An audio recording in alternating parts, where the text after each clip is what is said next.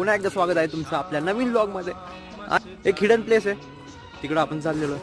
आपल्यासोबत आपला मित्र आहे विकी. तो एक सनसेट पॉईंटसाठी आम्ही आपलं वॉकिंग करत करत चाललेलो आहे. चलो हे थांबकी आहे लोणंदचा रेल्वे रूट आमच्या मळ्यात जाता येतं, म्हणजे जांभळीच्या मळ्यात या साईडला बघून घेऊया. रेल्वे तर येत नाहीये ना पटकन हा तर हा रस्ता इथून हिडन प्लेस आहे, हिडन रस्ता आहे जास्त लोकांना. आणि पलीकडे असा मस्त सनसेटचा व्ह्यू आलेला आहे मित्रांनो.